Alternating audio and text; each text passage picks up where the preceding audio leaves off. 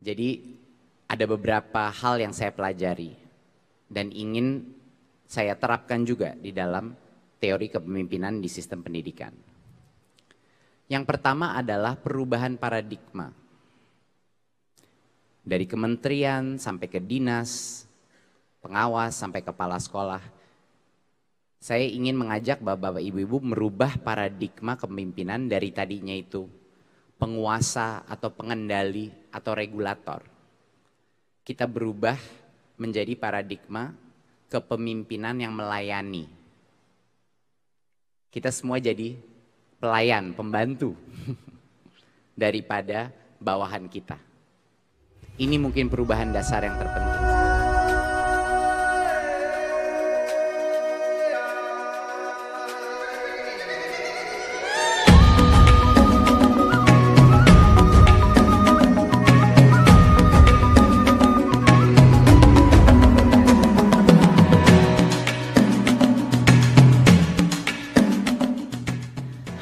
Bapak Ibu Guru dan Kepala Sekolah. Saya akan berbagi tentang kepemimpinan pembelajaran dengan topik Guru layaknya seorang petani merawat tanaman, yang menggambarkan kegiatan reflektif kepala sekolah guna membenahi layanan pembelajaran dan akhirnya berdampak pada kualitas hasil belajar peserta didik.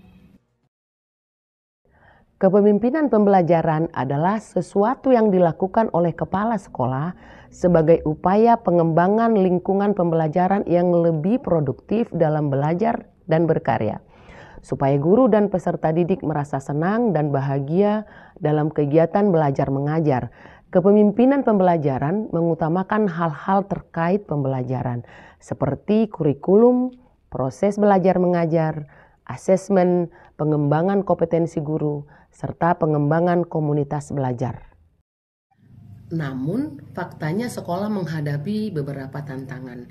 Di antaranya, tingginya keinginan peserta didik pindah ke sekolah lain yang lebih favorit.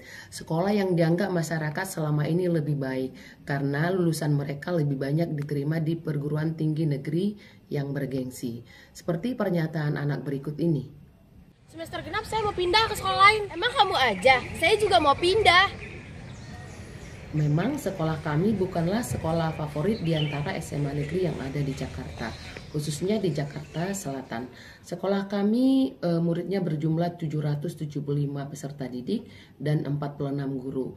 Dan memang masih jauh tertinggal prestasinya di masa-masa adanya ujian nasional. Dan sekolah kami memang masih sedikit yang diterima di perguruan tinggi dengan jalur prestasi.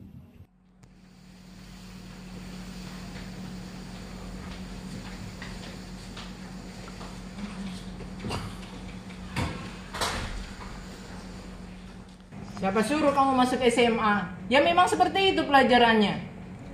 Kamu memang malas. Tugas kedua, tugas ketiga belum kamu kumpulkan. Kamu juga belum ikut ulangan. Berapa kali kamu tidak mengikuti pelajaran ibu? Kamu selalu merepotkan.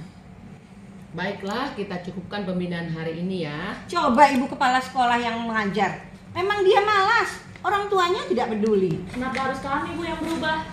Kami mengajar sudah sesuai dengan bidang kami. Orang tua anak itu harus dikasih tahu. Kalau anaknya tidak mau belajar, tidak mau ngikuti aturan, suruh pindah aja sekolah. Sudah. Pembinaan hari ini cukup ya. Kamu boleh masuk, Nak. Yuk.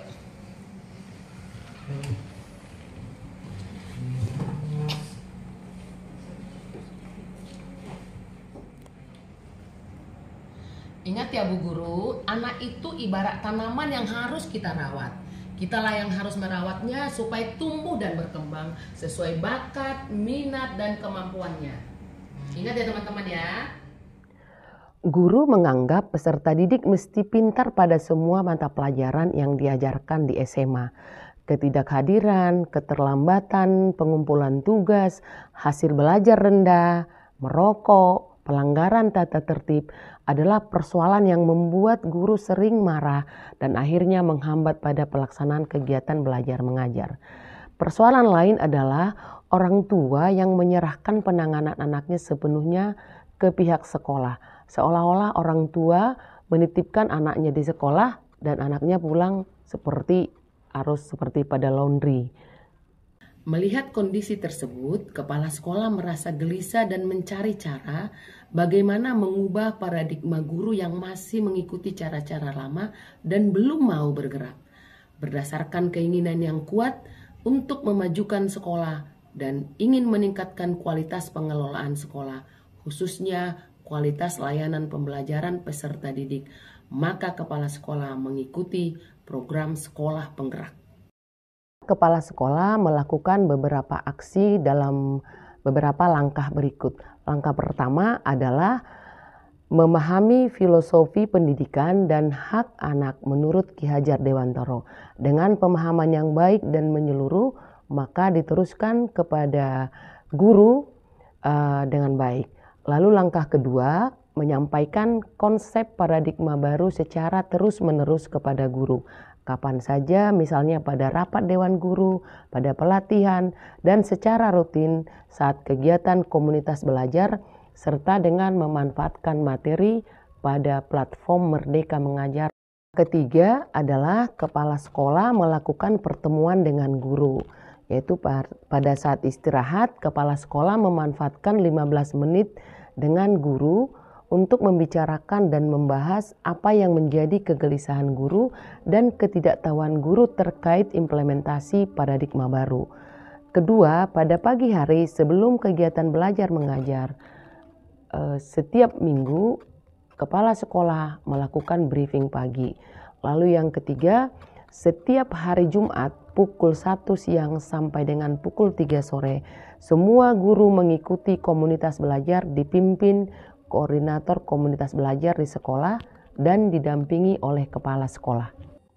Keempat, melakukan refleksi pembelajaran bersama guru setiap 3 bulan sekali dipimpin kepala sekolah. Kelima, melakukan refleksi pembelajaran dan proyek bersama peserta didik per tingkat pada akhir semester sebelum pembagian hasil belajar. Saya merasa anak-anak didik saya membutuhkan saya. Kalau yang dari saya lihat, siswa-siswa terlihat gembira pada saat mengikuti proses pembelajaran, apalagi pada saat mengikuti proyek penguatan profil Pancasila. Saya merasa senang dan bangga menjadi fasilitator proyek. Jadi ingat waktu kuliah dulu menyusun proposal penelitian. Kalau saya sih ibu-ibu, saya merasa untuk anak-anak masih banyak yang akan saya perjuangkan sampai mereka berhasil. Tahu nggak, guru-guru di sini seru-seru loh. Mereka semua bisa bikin suasana di kelas jadi nggak jenuh. Jadi saya bisa belajar lebih baik dan lebih enak. Saya juga suka kalau di 19, sekarang di kelas 12 saya bisa pelajari apa yang saya sukai dan saya pilih. Akhirnya petani mendapatkan panen yang membanggakan dari perubahan pola pikir guru. Meskipun lulusan tahun 2023 belum menerapkan kurikulum merdeka, tapi semua guru di sekolah kami sudah diajak berubah ke paradigma baru, yaitu pembelajaran yang berpusat pada peserta didik. Terbukti dari hasil presentasi diterima di perguruan tinggi negeri melalui jalur prestasi SNBP di tahun 2023 menjadi 40,17%, di mana tahun 2022 adalah 23,73% dan tahun 2021 hanya 12,87% dari jumlah siswa yang eligible. Semoga praktik baik kepemimpinan pembelajaran yang saya bagi ini dapat menambah referensi bagi Bapak Ibu guru dan kepala sekolah di seluruh Indonesia. Terima kasih, salam bahagia.